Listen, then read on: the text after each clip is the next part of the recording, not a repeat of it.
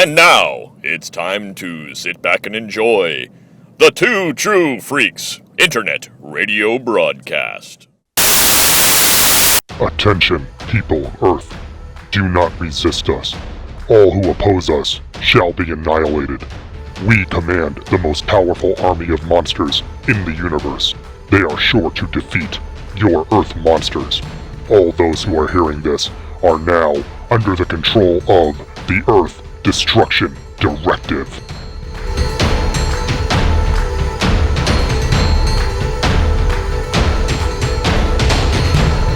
Hello everyone and welcome to Earth Destruction Directive.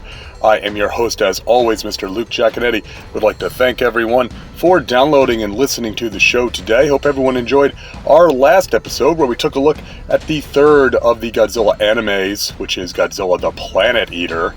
This time out, we are changing gears a little bit. We are taking a look at Ultraman Saga, the third Ultraman Zero film from way back in 2012. But before we get to that, we do have some news, so let's get right into it.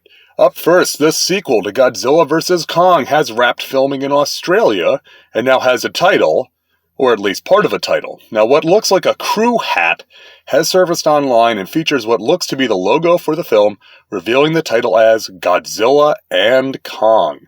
Now, given the ending to Godzilla vs. Kong, this title does make sense, as they were, not necessarily allies, but perhaps no longer enemies at the end of the previous film.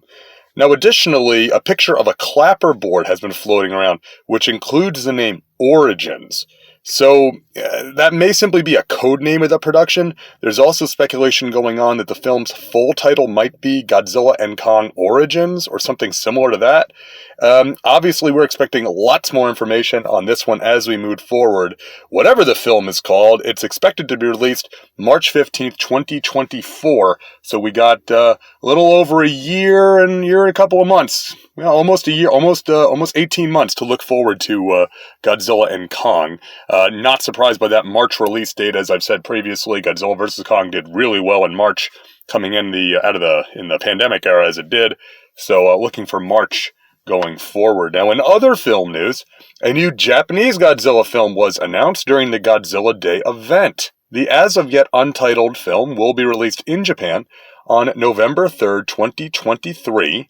And all that we know so far is that the film is supposed to take place in post-war Japan from 1945 to 1947, and is to be directed by Takashi Yamazaki. Now, Yamazaki, veteran special effects artist, he's directed films as varied as several Doraemon movies to the 2014 live-action space battleship Yamamoto.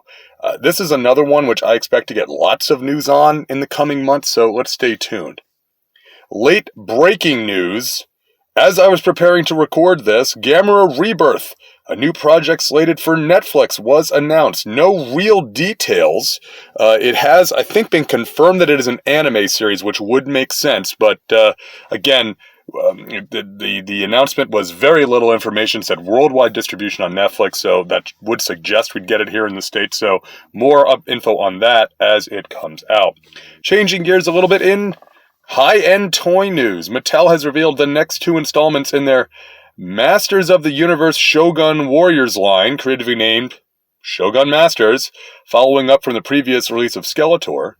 The new releases are He-Man, no big shock there, and in something of a surprise, Faker, the evil blue-skinned robotic version of He-Man. Now, these two stand around 2 feet tall, have launching fists and wheels in their feet, similar to the vintage Jumbo Machinda-style Shogun Warriors. And you can pre-order these on creation.mattel.com. They cost $300 each, have a release date of April 2023. I am super tempted by the He-Man. I don't have the Skeletor. I really do like that He-Man. However, I do not have $300 lying around that I can spend on toys right now. So it looks like I will simply have to admire the Shogun Masters from afar.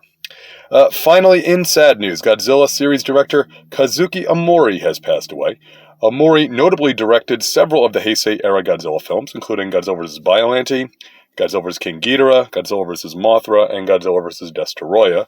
Amori worked as a director and screenwriter starting in 1975 all the way through 2017. Amori passed away due to complications from leukemia on November 12th. He was 70 years old. Alright folks, that's all I've got. If you've got any news that you think would be of interest on the show, please go ahead and send it in, earthdestructiondirective@yahoo.com, and I'll give you a shout out here on the show. Alright folks, we're going to take a quick break, and when we come back, it's time to get into Ultraman Saga, right here on Earth Destruction Directive.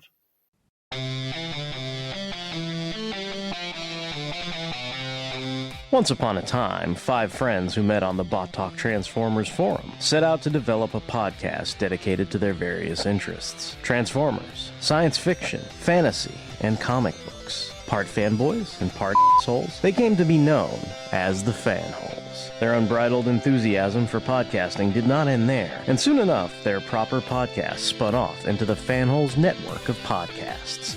Besides our podcast proper, the Fanholes soon had a continuum of genre-specific, focused shows such as Mobile Suit Mondays, Transformers Tuesdays, Toku Thursdays, and Sentai Saturdays. New weekly content can be found on Podbean, iTunes, Stitcher Radio, and fanholespodcast.blogspot.com. Fanholes Podcast, the pop culture podcast, made for the fans, by the fans. Alright, we are back on Earth Destruction Directive. Ultraman Saga was released in Japanese theaters on March 24th, 2012, and topped out at 4th at the Japanese box office. In addition, it was the first Ultraman film to be screened in 3D. Ultraman Saga never got a theatrical release here in the West, but did get a home media release, which we will talk about a bit later. Our writer is Keiichi Hasegawa. Hasegawa has numerous tokusatsu credits, specifically as a writer for every Ultraman series from Tiga all the way through Ginga, including being credited as the, quote, main writer on Ultraman Dyna. Additionally, he also wrote for Kamen Rider Double, for Kamen Rider Forza, Kamen Rider Drive, as well as anime like The Big O, SSS.Gridman, and its sequel/follow-up, SSSS.Dyna-Xenon. Our director is Hideki Oka. Oka's had various titles in the tokusatsu field, mainly as an assistant director, though, on many of the same Ultra series which Hasegawa wrote for. In addition to Saga, he also directed the side story Ultraman Zero vs. Darklops Zero, which takes place before this, and Ultraman Zero Fight. Our synopsis is quite liberally adapted from ultra.fandom.com and goes a little something like this. Our story opens in a seemingly abandoned city where a group of Earth Defense Force troops, dubbed Team U, make a supply run to a grocery store. The trip is cut short when the monster Arstron appears, chasing the Team U members off. The chief, Anna, arrives in a U-loader mecha and lures the monster to a specific grid in the city, where Team U has deployed an improvised landmine. The explosives slow Arstron, but are unable to stop it completely. Things look grim until the timely arrival of Ultraman Dyna, who defeats the monster and departs, much to the bewilderment of Anna and the rest of Team U. Meanwhile, in deep space, Ultraman Zero is cleaning up remnants of Legionoids from the last film when an unknown being reaches out to him telepathically.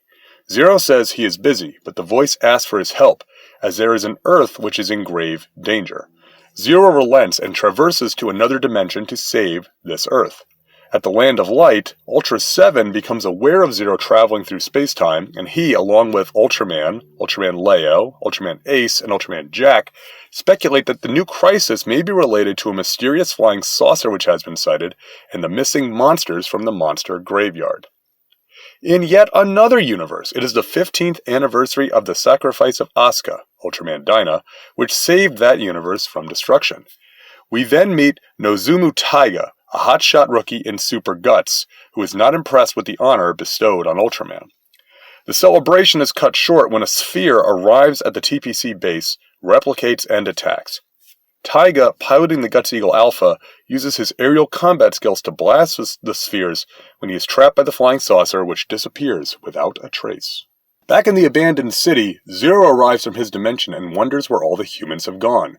Before he can find any answers, the saucer appears and releases waves of fighters. Zero engages the fighters while Taiga, still in the Alpha Eagle, regains consciousness and launches. He observes Zero battling the fighters, but when one damaged fighter is about to crash into a young boy, Taiga rams it with the Alpha Eagle, sacrificing himself to save the boy. Zero then saves Taiga's life by merging with him, leaving Taiga confused both on how he survived and why he now has the Ultra Zero bracelet on his wrist. Zero communicates telepathically with Taiga, but Taiga wants nothing to do with him, saying he did not agree to be merged with an Ultraman and demanding Zero leave immediately. Their argument is interrupted by the arrival of the monster Gubila. Zero says they must transform, but Taiga refuses, grabbing the boy and running instead.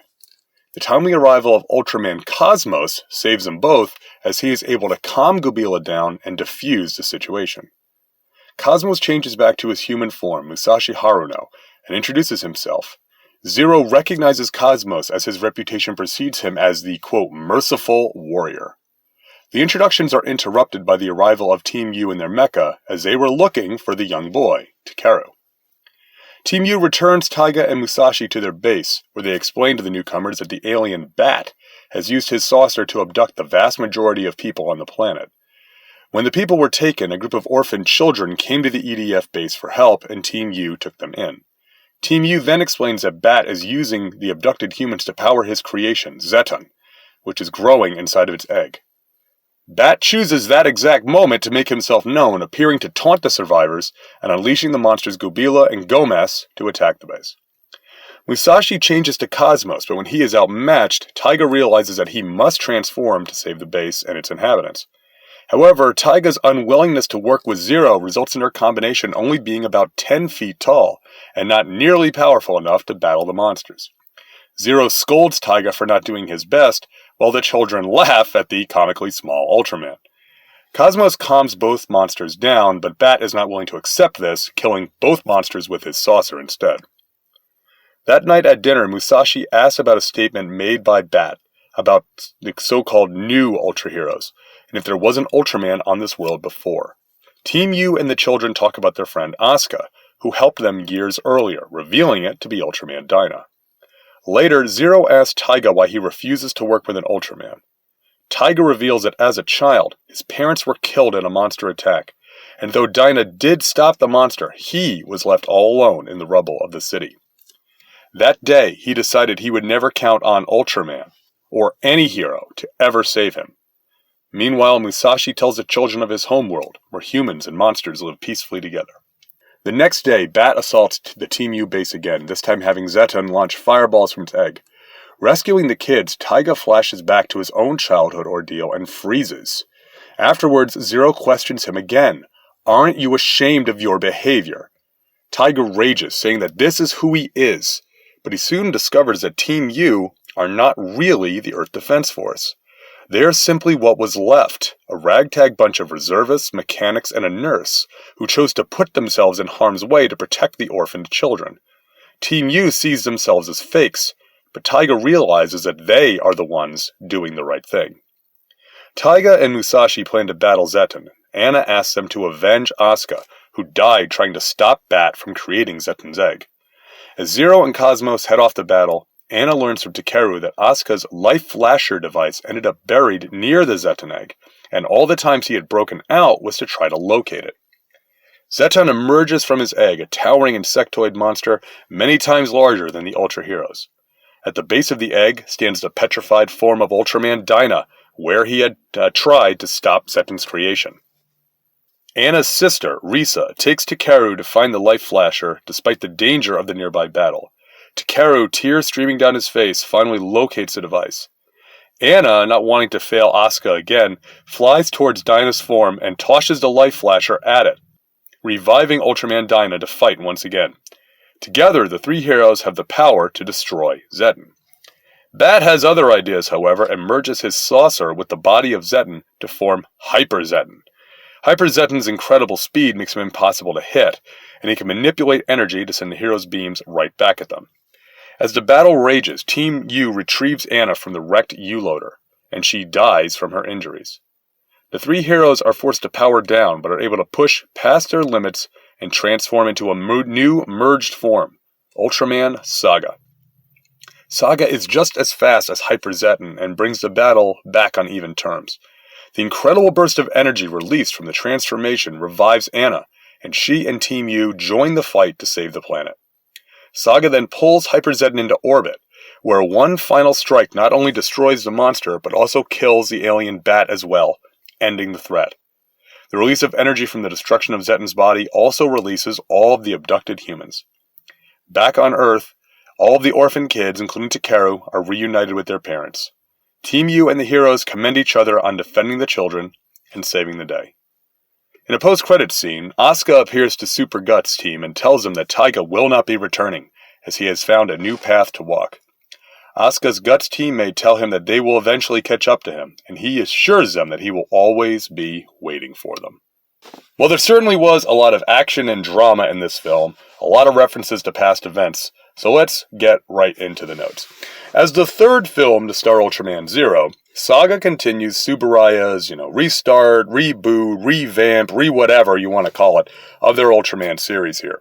Now, I remember back about 8 or so years ago buying Malaysian DVDs for the first two films, which were Mega Monster Battle Ultra Galaxy Legends, which you can hear me and Derek Crabb talk about in episode 34, and The Revenge of Belial, which you can hear Derek and I talk about in episode 71. And I really enjoyed both of those films. Now, between those two movies, Zero goes from the brash screw-up with a heart of gold to the big damn hero who not only saves the entire multiverse, but recruits his own dude squad with which to do it. But that is a prologue. Saga has a lot to live up to, and unfortunately, it is just not as ambitious a film as the two before it. It's fine as an Ultraman movie, but after the widescreen, universal scope of the last two films, this one seems scaled back, more akin to a 2-part TV episode than a theatrical feature. That may not be fair to criticize the film by comparing it to the other films, but when you're in a series, that's what one tends to do. But, in the interest of fairness, I still think Saga is a good film and has some intriguing aspects, but I, for one, could not help but feel a little let down by it. Now, one aspect which is similar to the previous film is Zero getting another temporary human partner. Taiga makes for a good foil to Zero here, being stubborn and obstinate, much in the same sort of way that Zero himself was when he was younger. I did like that through Taiga's origins, the film pushes a talking point which I do see leveled at Daikaiju in a modern critical context. What happens to all those people when the city gets destroyed? Now, we as Daikaiju fans, we accept city smashing as a trope of the genre. But when taking a critical eye at the real-world ramifications of such an event, and I'm hesitant to say this, but it's true, especially in a post-9/11 world for us Westerners, it's a legitimate question to ask, and I applaud Saga for not only not backing away from it, but putting it front and center. Of course, there are no answers provided. Bad things happen to good people, and bad things happen to kids too. In the end, everything is a happy ending because it's an Ultraman movie, and the Ultra heroes always save the day. But even tackling this topic at all seemed noteworthy. This brings me to another theme in the film, the suffering of children caught in the crossfire of war. In this case, the war is of the science-fictional variety, but the visual vocabulary of the children's haunted eyes while standing in the rain when they go to the EDF HQ is plain.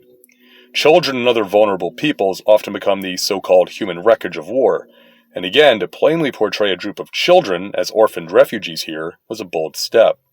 These are heady themes for a franchise about, frankly, giant heroes battling monsters, and while from an action point of view I can call Saga a letdown, from a social awareness standpoint, it clearly has more to say than its predecessors, while still, admittedly, ultimately being about heroes fighting monsters. Now, whether you want to see that or not in your Ultraman is your call. Honestly, you can watch this film and not worry of any of this stuff. But I have to presume that Hasegawa was thinking along these lines by using these elements in the film. Now, all of that said, I don't want this to sound like this is a social awareness or a political film. Far from it. Saga very much plays on the Ultra Hero adventure story level and can easily be enjoyed on that level. In fact, the tagline for the movie is never give up, and it's certainly a positive, kid-friendly way to spin these scenes for the younger viewers. Now, my kids who have watched Ultraman Z, Trigger, Decker, and Ultra Galaxy fight with me would thoroughly enjoy this movie, and probably not think anything about the potentially deeper issues. In that sense, Saga works on both levels, so you're free to enjoy it however you'd like. Now, being made and set 15 years after the end of Ultraman Dyna, this film does function as both the next installment of Ultraman Zero's story, as well as a sort of tribute to Dyna. Now, regrettably, while I own the series, I have not watched Ultraman Dyna, so many of these references went right over my head. This includes most of the Super Guts characters. They are evidently returning characters from the series who have grown up and gotten promoted to more senior positions in the interim. Now, I do have to say that my not knowing who these specific Dyna characters were did not negatively impact my enjoyment of the film. The context clues we are provided is more than enough to paste over any gaps that the viewer may have. Now, amusingly enough, I was able to understand some of the Dyna material thanks to Ultraman Decker. Specifically, I recognized the spheres immediately from the role they played in the first episode of Decker. So it's, having a show that's an homage to another show, at least you get some of that, right? The presence of Ultraman Cosmos struck me as an unusual choice initially, until I realized that not only was it the 10th anniversary of that series, but also that Hasegawa was one of the series' writers. The Merciful Warrior makes for a good pairing with the more hot-tempered Zero, though admittedly Zero is pretty even-keeled here compared to his earlier films. I think the presence of Cosmos and Musashi here allows more character growth for Taiga, as Taiga can see that there is not only one way to be a hero. The Ultra series has never shied away from the idea that, yes, monsters need to be stopped if they threaten mankind, but that does not always mean that the monster must be killed. We actually saw this a couple episodes back here on the show in the episode with Wu, where the Snow Girl accuses the Science Patrol of killing whatever they don't understand, and Ide rebuts her. Musashi's dedication to mercy. At one point, when he's asked what he will do if Kubila returns, he simply responds, "I'll calm him down again." That dedication makes him distinctly different from his two fellow Ultra heroes here, and really does give him a nice spotlight. Now, amusingly, as I am recording this, I just received my Ultraman Cosmos set from Mill Creek, so I definitely need to check out at least the movies from that set now. Now, all of Team U is played by members of the idol supergroup AKB48, which is a very large idol group. Some might say idol faction, based out of the Akihabara district of Tokyo. Now, this was part of a larger collaborative effort between the group and Tsuburaya. I personally have to think that this move has a lot to do with demographics. Namely, adding a half dozen very attractive young ladies and putting each one in a different sort of gravure idol variant on a standard sci-fi duty uniform is a targeted method to reach teenage males. I mean, one SDF member has bare shoulders, one wears a short flowing skirt, one has absolute territory boots, one has a jaunty hat, and so forth. I think having a team of young women does change up the dynamic a bit, also plays into the compassionate theme that Team U presents in the film, but you'll have to excuse me for just a little cynicism on this point, especially considering that during my research I found that AKB48 was apparently tied to a trend of young men becoming passive when it comes to romance because they are focusing so much attention on their idols, so clearly there was some interest from the male potential audience. The special effects in Ultraman Saga are mostly what you'd expect from the Tsuburaya team at this point. All the heroes and monsters look and move great. The new design for Saga is very sharp, a definite ultimate sort of form. Personally, I really like the fancy crests on his head, giving Saga a regal look like a crown. The setting of the movie does allow for some more traditional battling in a city type of effects than we had in the last two films, which featured outer space battles for the most part. The city models look good, and like I said, it's a treat to have them back. Now, in addition to the suitmation, of which there is plenty, please don't mistake me, we also get a fair bit of CGI, chiefly for the U-Loader mechs and then Zetten. While the suitmation certainly reflects Ultraman's TV origins, the CGI is even more so in that direction. It's not bad CGI. It's just about what you'd expect from a Japanese TV show in 2012. So it's a little cartoony, a little light, but it looks good. The designs of both the U-Loaders and Zetten are quite nice, which helps quite a lot. We've talked about this before, the idea that in a Eastern sort of fantasy or science fiction film, sometimes it's not necessarily going for realism as it is an intriguing or eye-catching design, and I do like what they did with the CG as far as the designs. The U-Loaders, specifically, strongly remind me of Guts Hawk and Guts Falcon, with their sort of simplistic transformation. Does make me wonder if they were part of the inspiration for those later mecha, in addition to, obviously, the ones from Dyna and Tiga. The effects certainly are good enough for what they need to be, even if they will not be mistaken for an A-list Hollywood production. I don't think we go into an Ultraman film expecting Hollywood-style effects. We go in expecting tokusatsu effects, and these definitely hit that mark, no questions asked. In closing, I think it is fair to say that Ultraman Saga is not as good as the previous two movies, and so suffers by comparison. It's not a bad film on its own, but it is not overly ambitious and does seem sort of low rent. Taken on its own merits, though, it's a fun, entertaining movie filmed with action and melodrama. We get an intriguing new hero in Taiga, a very engaging support squad in Team U, a new villain, some returning favorite heroes, and a new form for those heroes in the last reel. I suspect that this will hit a bit harder if you've seen Ultraman Dyna, but even given that, the presence of the older heroes is definitely appreciated. I think that kids and younger viewers will dig this one as well. So if you've been following the adventures of Ultraman Zero, or maybe you've gotten into Ultra via Z or the other newer series, give Saga a viewing. It should hit that sweet spot for you. If you would like to own Ultraman Saga, it is available from Mill Creek on their Ultraman Zero Blu-ray set, which also includes the film Revenge of Belial and the two side stories, Ultraman Zero vs. Darklops Zero and Killer the Beatstar. Right now the set is about $17 for the two movies and the two guidons on Amazon, so pretty good. The film is also available to stream on Amazon Prime Video via Shout Factory, so it is out there. I will say this, the one that is included on the Blu-ray, and I guess the streaming also, is the theatrical cut of the film. There is a director's cut of this film, which, as near as I can tell, has not been released in the West at all. It has an extra scene during the last fight where the spirits of the Ultra heroes that are on the Land of the Light manifest themselves when Alien Bat brings out the spirits of some monsters that he stole from the graveyard. So it's just an additional effects scene. We do get to see the Ultra Brothers in action. I do not think that is anywhere in the West that's been released. The Mill Creek one does not include it. So I think I don't know if you can find it online. Honestly, I wasn't able to find it, but I didn't look all that hard. But if you do watch it on either that Blu-ray set or on streaming, you're going to see the one we talked about here in the episode. All right, so now I throw it to you, the listener. What do you think? Have you seen Ultraman Saga? Do you like this one more or less or about the same as the last two Zero movies? Do you think that setting it on an Earth-like setting instead of space is a nice return to origins? Or did you prefer the other ones? I would love to talk about it here in the show. Write me, earthdestructiondirective@yahoo.com. We can talk about it. All right, I'm going to take a quick break, and we'll be right back with listener feedback and to close out the show right here on Earth Destruction Directive.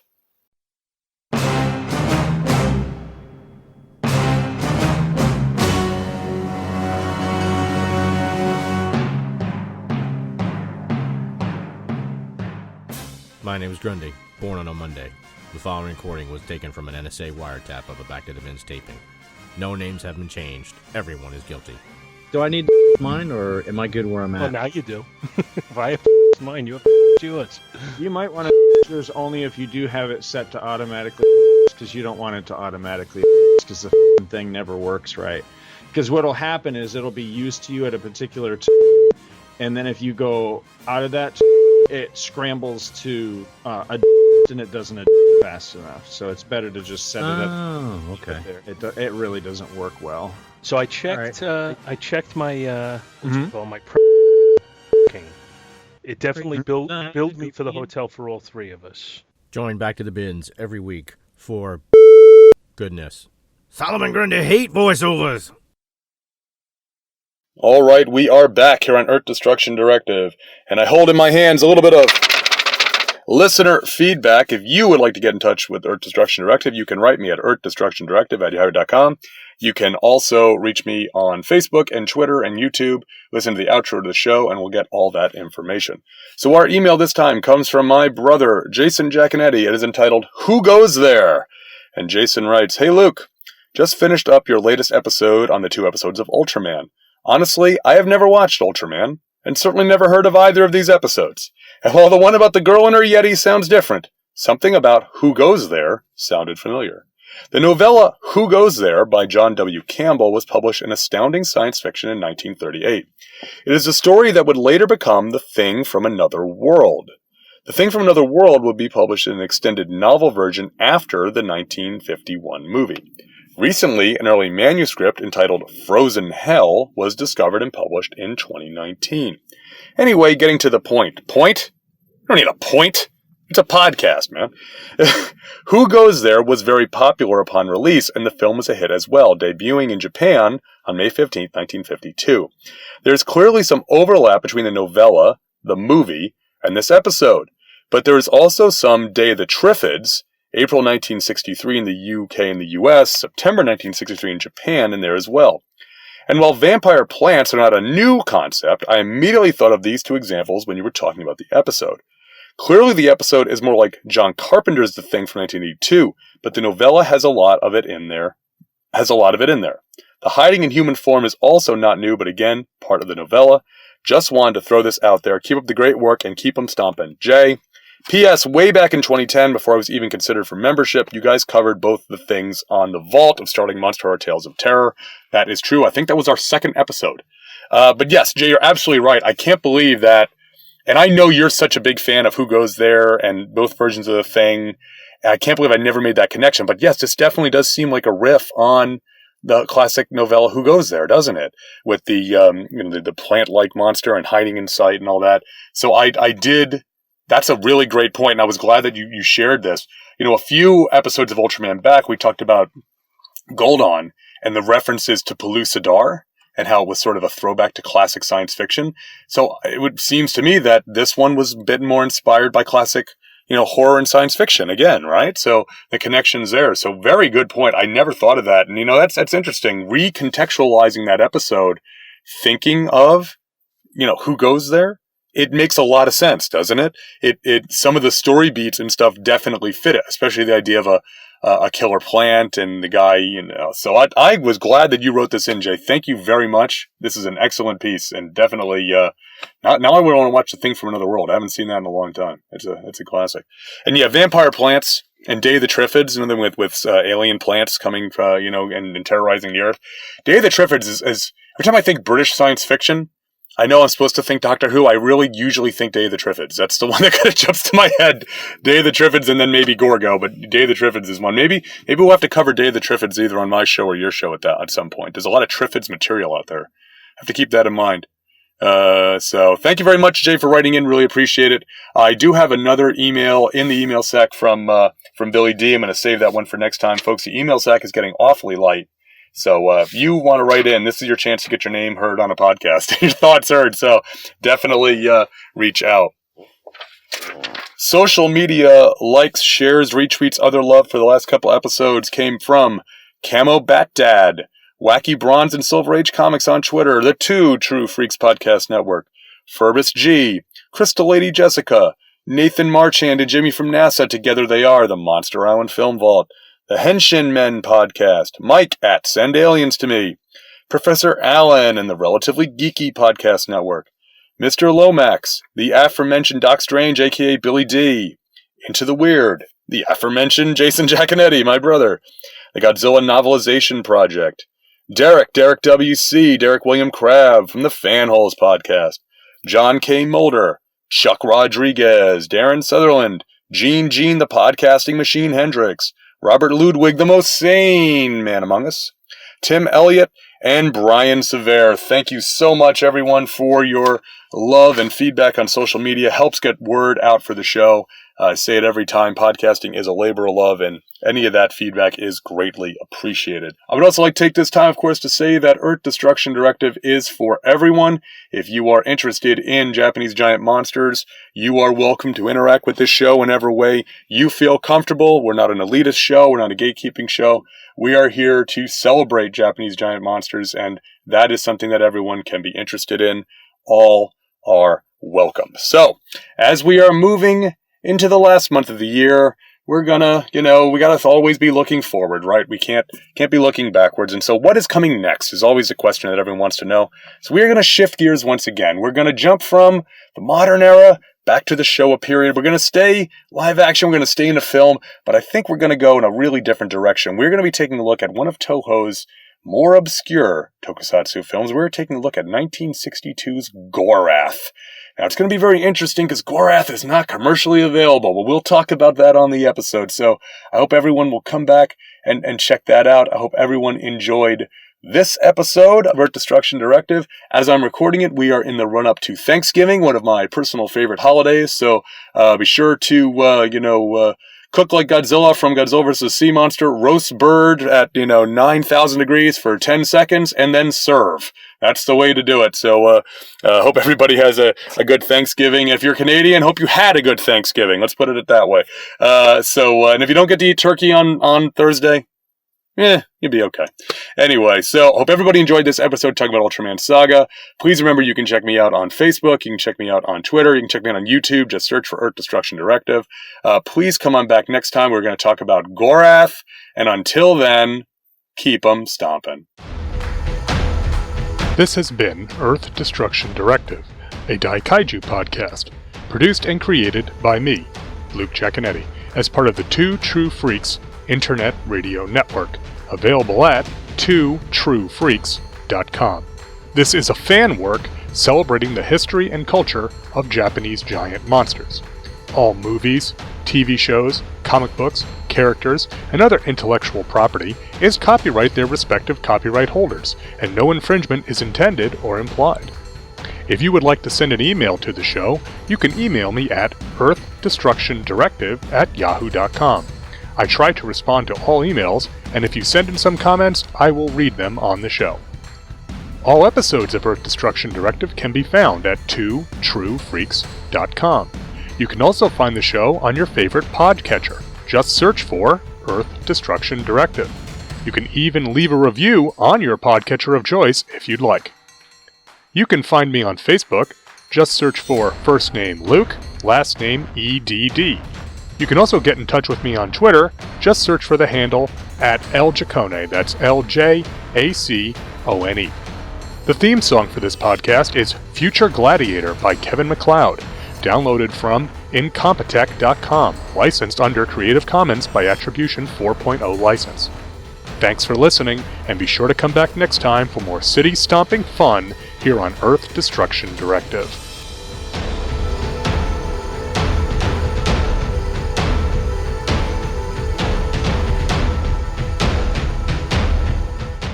Tune in next time to hear the crusty old podcaster from Oklahoma say, There's a WTF moment if I ever saw one.